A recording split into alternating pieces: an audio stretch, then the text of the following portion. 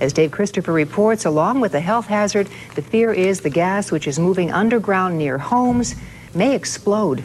Going through my mind, I think they're going to let me hear it explode. I really do. Judy Hoover's comments reflect the feelings of many residents living near this Uniontown toxic waste dump. Hoover says EPA investigators have found some of the highest levels of contamination right here on her property. Out of this crack in her garage floor seeps quantities of methane gas.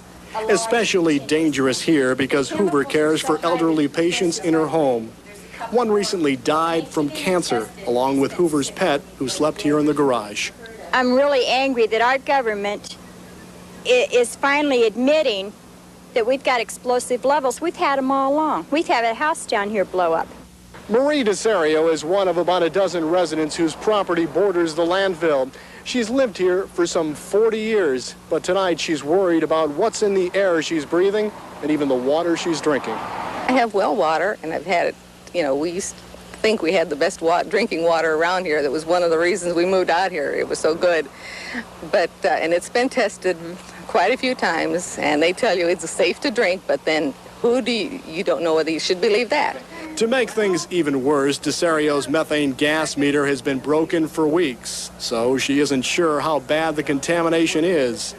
The government has already told her it may be necessary to buy her property to properly clean up the site. Of course, I don't want to lose it, but at this point, there's no way I can hold on to my home. However, Hoover is in even worse shape tonight. Despite the contamination, the government does not need to buy her property, meaning she has to keep it or walk away and take a loss on her 13-year investment. Do you feel the government should do more for you? I sure do. I fly the flag out there, but I'll tell you what, it's awful hard to do it anymore. David Christopher, Eyewitness News.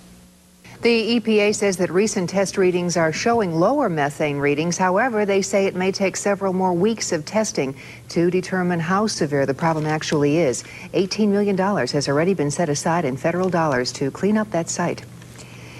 About 24 Uniontown homeowners tonight are wondering if they could have another love canal, perhaps, in their own backyards. The U.S. Environmental Protection Agency is running emergency tests right now at this toxic waste dump after high levels of methane gas were detected moving underground near these homes. The gas caused by decaying garbage is seeping through the soil into homes like Judy Hoover's.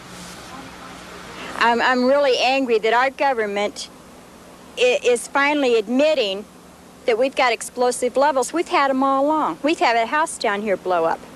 And I take care of the elderly here, and by God, they're going to let us sit here.